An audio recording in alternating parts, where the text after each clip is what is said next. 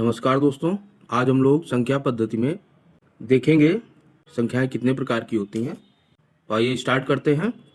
संख्याओं के प्रकार में पहली संख्या का प्रकार है वो है प्राकृतिक संख्याएं, यानी कि नेचुरल नंबर्स। तो वो नंबर जिनसे हम किसी वस्तु की गिनती कर सके, उन नंबर्स को हम लोग, उन संख्याओं को नेचुरल नंबर्स या प्राकृतिक संख्याएं कहा जाता है।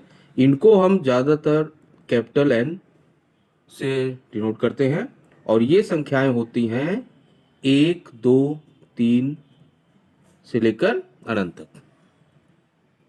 ठीक है। तो प्राकृतिक संख्याएं कौन सी? जो 1 से स्टार्ट होकर और अनंत तक जाती हों, वो संख्याएं आपकी प्राकृतिक संख्याएं कहलाएंगी। तो ये 1 से स्टार्ट होती हैं, ध्यान रखिएगा। तो सारी संख्याएं धनात्मक होती हैं और 1 से स्टार्ट होती हैं। तो इन नंबर्स को हम क्या कहेंगे? प्राकृतिक संख्याएं कहा जाएगा या नेचुरल नंबर कहा जाएगा। ठीक है। किसी भी वस्तु को गिनती करने में जो संख्याओं की जरूरत पड़ती है वो प्राकृतिक संख्याएं कहलाती हैं। किसी भी वस्तु की गिनती में संख्या 0 नहीं हो सकती। तो ध्यान रखिएगा, इसमें 0 नहीं आता है। कहीं भी आप किसी वस्तु को गिनती करने में 0 नहीं कहा जाता कि मेरे पास 0 वस्तुएं हैं। ठीक है। नेक्स्ट हम लोग पूर्ण संख्याएं। पूर्ण संख्याएं कौन सी? होल नंबर्स जिनको बोला जाता है। इनको हम लोग W से लिखते हैं ज्यादातर। और इनका जो बस करना क्या है, प्राकृतिक संख्याओं में आपको 0 और ऐड कर देना है। 0 और आ जाएगा तो वो संख्याएं कौन सी कहलाएंगी? आपकी पूर्ण संख्याएं कहलाएंगी, होल नंबर्स कहलाएंगे। ठीक है। अगला हम लोग बढ़ते हैं पूर्णांक संख्याओं की तरफ। पूर्णांक संख्याएं इंटीजर्स नंबर। इसमें सारे इंटीजर्स आ जाएंगे, चाहे वो धनात्मक हो या ऋणात्मक हो। तो इनको ज्यादातर हम लोग आई से रिप्रेजेंट करते हैं। ठीक है। इंटीजर नंबर्स हैं तो ये कैसे? आपके माइनस नंबर भी होते हैं, साथ में 0 भी आता है और आपका प्लस भी आता है। तो ये सभी पूर्ण संख्याएं कहां से लेकर, माइनस अनंत से लेकर प्लस अनंत तक, जिसमें कि 0 भी साथ में जुड़ा हुआ है। ठीक है। धन पूर्ण संख्याएं कौन सी? इनको हम ज्यादातर क्या करते हैं, ऐसे लिख देते हैं, आई के साथ में, कैपिटल आई के साथ में प्लस लिख दिया जाता है। तो ये क्या बन जाती हैं? धन पूर्ण संख्याएं, जिनको हम 1, 2, 3, 4 इस तरह से रिप्रेजेंट करते हैं।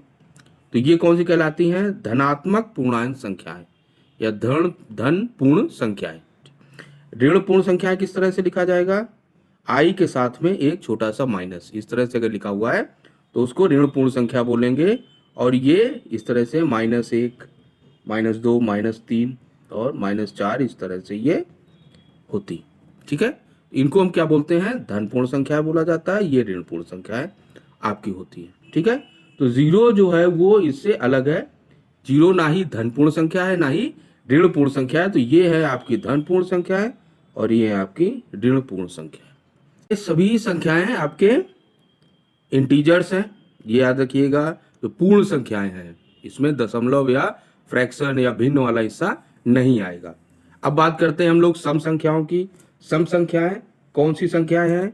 वह संख्याएं जो 2 से विभाजित हो जाए।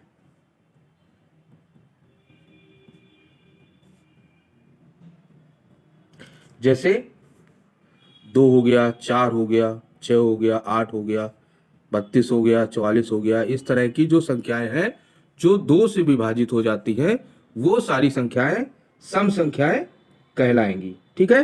तो हम कैसे पता लगा सकते हैं संख्या कौन सी है?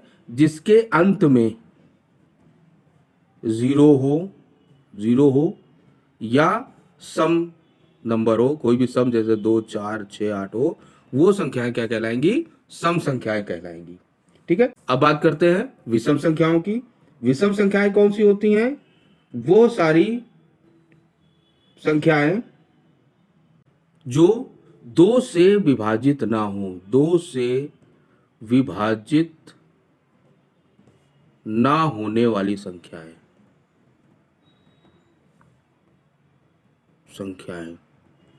जैसे 1, 3, 5, 7 इस तरह की जो संख्याएं हैं वो क्या कहलाएंगी? आपकी विषम संख्याएं कहलाएंगी। ठीक है। अब नेक्स्ट हम लोग देखते हैं अभाज्य संख्याएं या प्राइम नंबर्स। वह संख्याएं जो एक या स्वयं के अतिरिक्त किसी से भी विभाजित ना हो, वो संख्याएं आपके प्राइम नंबर या अभाज्य संख्याएं कहलाती है। किसी से भी विभाजित नहीं होती, एक को और स्वयं को छोड़कर। एक या स्वयं से विभाजित होने वाली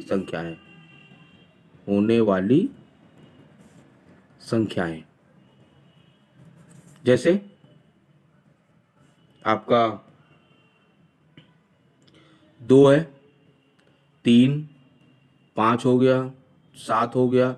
अब 8 है, वो 2 से और 4 से विभाजित हो जाता है तो 8 नहीं लेंगे। 9 भी 3 से विभाजित हो जाता है, 9 भी नहीं लेंगे। 10 भी विभाजित हो जाएगा तो अगला नंबर आएगा 11 का आएगा, फिर 13 का हो जाएगा, फिर कौन सा आएगा? 17 हो जाएगा। इसी तरह और भी संख्याएं जो स्वयं से या सिर्फ एक से विभाजित हो, वो संख्याएं अभाज्य संख्याएं या प्राइम नंबर्स उनको बोला जाता है। भाज्य संख्याएं कौन सी हैं? वो कंपोजिट नंबर। भाज्य संख्याएं वो संख्याएं जिनका एक और स्वयं के अतिरिक्त भी कम से कम एक और गुणनखंड मौजूद हो। एक स्वयं व कम से कम एक और गुणनखंड हो, वो संख्याएं क्या कहलाएंगी? भाज्य संख्याएं कहलाएंगी। ठीक है। तो वो सारी संख्याएं जैसे 4 हो गया, 10 हो गया, 12 हो गया, 25 हो गया, 35 हो गया, ये सारी कैसी है? भाज्य संख्याएं हैं। ठीक है। सहभाज्य संख्याएं क्या होता है? तो सहभाज्य संख्याओं की बात करते हैं। सहभाज्य संख्याएं क्या है? ऐसी 2 या 2 से अधिक संख्याएं जिनमें एक के अतिरिक्त कोई अन्य उभयनिष्ठ गुणनखंड ना हो। यानी ऐसा 2 या 2 से अधिक संख्याओं का समूह बना हो जो केवल, अगर सभी उस समूह के सभी संख्या की बात करें तो वो एक के अलावा और किसी से विभाजित ना हो। तो जैसे एक समूह हमने लिया 5, 9 और 11 का, तो 5 केवल 5 से विभाजित हो रहा है, 9 केवल 3 से विभाजित हो रहा है और 9 से, और 11 केवल 11 से विभाजित हो रहा है। तो इन तीनों में कॉमन ऐसा कुछ भी नहीं है जो तीनों को विभाजित करता हो। ऐसा ही एक और ग्रुप ले लेते हैं। मान ली 16 लिया, 21 लिया और 65 ले लिया। तो 16 की बात करें तो ये 2 से होगा, 4 से होगा, 8 से होगा। ठीक है। 21 है तो ये 3 और 7 से होगा, और जो 65 है ये 5 और 13 से होगा। तो इनमें कोई भी कॉमन नहीं है, ऐसा कोई नंबर नहीं है जो तीनों को विभाजित करता हो। तो इस तरह का युग्म जो है वो क्या कहलाएगा? सह अभाज्य संख्या कहलाएगा। ठीक है। जिसमें कि नंबर तो कई हों, उनके फैक्टर भी हो रहे हों, अलग अलग वो विभाजित हो रहे हों, हो सकते हैं, पर एक साथ विभाजित करने वाला एक के अलावा, इस एक के अलावा कोई भी नंबर ना हो जो सभी को एक साथ विभाजित करता हो। ठीक है। रेशनल नंबर्स वो संख्याएं जिनको P divide by Q, P by Q के फॉर्म में लिखा जा सके, ऐसी संख्या को हम क्या कहेंगे? परिमेय संख्या कहेंगे। जैसे 3/5 लिखा हुआ है, 7/9 लिखा हुआ है, 3/4 लिखा हुआ है, तो ये संख्याएं क्या कहलाएंगी? हमारी परिमेय संख्याएं कहलाएंगी। जहां पर P व Q पूर्णांक है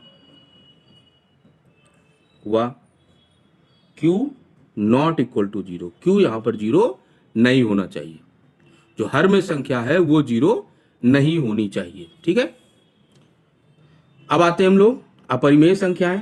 अपरिमेय संख्याएं वो जिनको P डिवाइड बाई Q यानी भिन्न के रूप में, इस रूप में व्यक्त ना किया जा सके।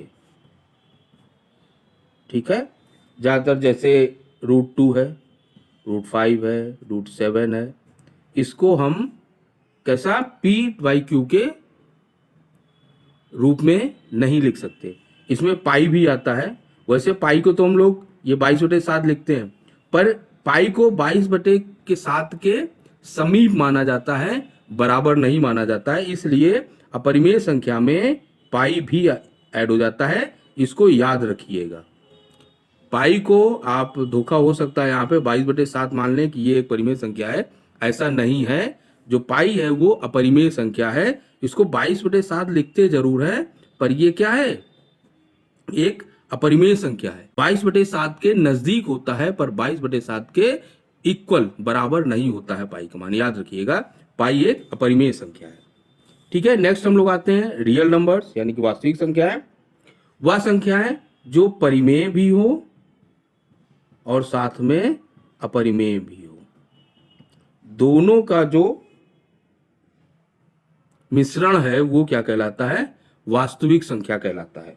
जैसे √5 भी वास्तविक संख्या है, 7/4 ये भी हो गया, 1/2 है, पाई भी है, -5 भी है, -7 भी है, 0 है। ये सारी संख्या रियल नंबर, इनको ज्यादातर हम R से रिप्रेजेंट करते हैं। जो रियल नंबर्स हैं, वास्तविक संख्याएं हैं, इनको हम लोग R से रिप्रेजेंट करते हैं। ठीक है, तो इससे संबंधित क्वेश्चन हम लोग नेक्स्ट वीडियो में करेंगे। तब तक आप लोग इसको पढ़िए, रिवाइज कीजिए और क्वेश्चंस को हल करने का प्रयास कीजिए।